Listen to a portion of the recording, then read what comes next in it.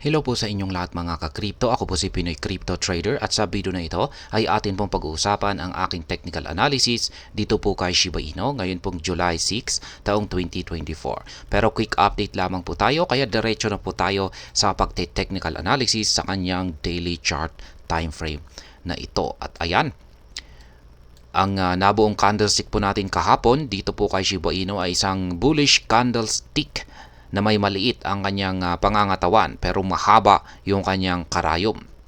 Ibig pong sabihin dyan ay lumaban po yung mga bulls.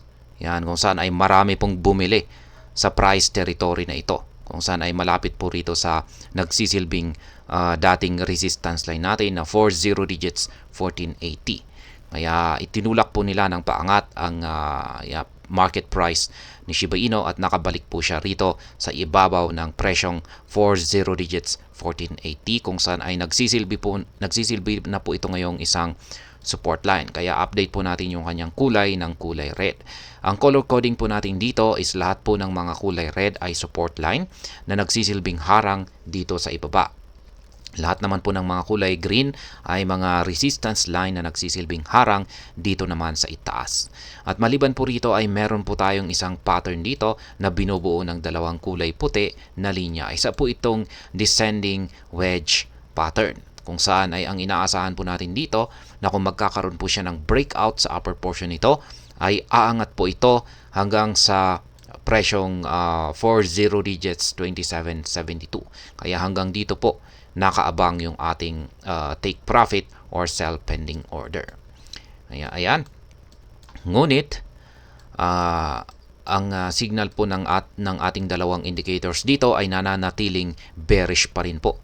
Ang ating Hall Sweet indicator ay wala pa rin pong pagbabago sa pangangatawan nito kung saan ay nagsasabi ito na bearish ang kalagayan ni Shiba Inu. Pag sinabi po nating bearish ay yung mga sellers ang may control sa market ni Shiba Inu kung saan ay patuloy pa rin po nilang tinutulak ng pabagsak ang market price ni SHIB.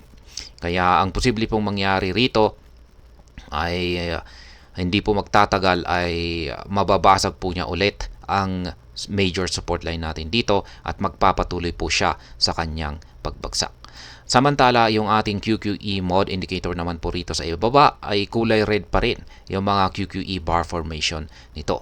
Kung saan ay sang-ayon po ito na bearish ang market condition ni Shiba Inu. Sang-ayon ito na papagsak pa rin ang market price ni SHIB. Ngunit yung mga sukat nito ay mapapansin po natin na halos magkakapantay na yung mga sukat nito simula noong nakalipas na July 4, July 5 at sasalukuyan. Kaya nagsasabi po ito na maaring mag-consolidate ang market price ni SHIB. Kaya dahil dyan ay posible pong maglaro muna ang market price ni Shiba Inu or mabuo yung kanyang mga candlestick dito po sa ibabaw ng major support line natin dito at ilalim ng kanyang pattern dito. Yan po ang posibleng mangyari sa mga paparating na araw base sa ating QQE mod indicator dito.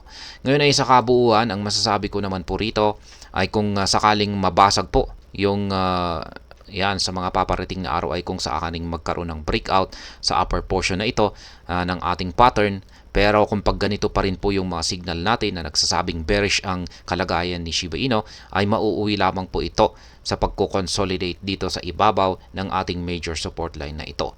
Pero kung sakaling nabasag po, ayan, kung sakaling nagkaroon po ng breakout sa major support line natin dito sa mga paparating na araw, ay ayan, magpapatuloy po ito sa kanyang pagbagsak at sa tingin ko ay aabot po siya hanggang dito sa sunod na major support line natin dito sa 40 digits 1168. Sapagkat kung pag i-check po kasi natin itong si Bitcoin ay pagdating po rito kay Bitcoin ay bearish pa rin po yung kalagayan nitong si Bitcoin. At sa mga hindi po nakakaalam ay napaka-correlated po ng galawan ni Shiba Inu dito sa galaw ni Bitcoin. Kaya ayan, yung signal po natin dito kay Bitcoin ay napakalinaw po na nagsasabing magpapatuloy po sa pagbagsak ang market price ni Bitcoin sa mga paparating na araw. Kaya check na lamang po ninyo yung aking naging technical analysis kanina dito kay Bitcoin.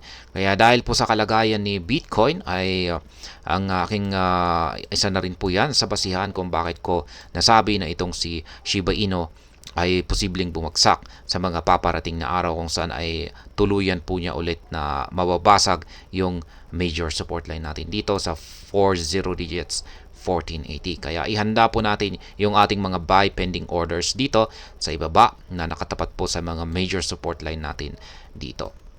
Kaya ayan po muli yung aking updated na mga live spot trading positions dito po kay Shiba Inu. Meron po akong 4 rito.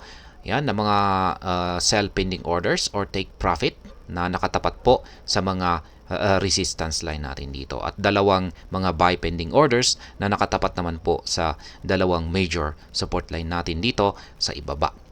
At sa mga bago lamang po rito, ay yung ginagamit ko pong platform dito ay ang TradingView. Yung 2 indicators ko naman po rito ay yung nandito sa chart ay yan po ang Hall Suite Indicator.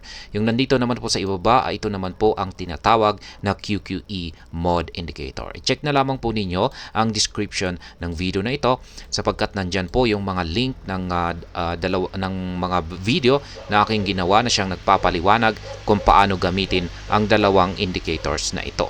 At hanggang dito na lamang po tayo sa video na ito mga ka-crypto. Sana po ay inyong nagustuhan ang aking paliwanag sa video na ito. Kung inyo po itong nagustuhan ay pakiclick lamang po ang like button nito.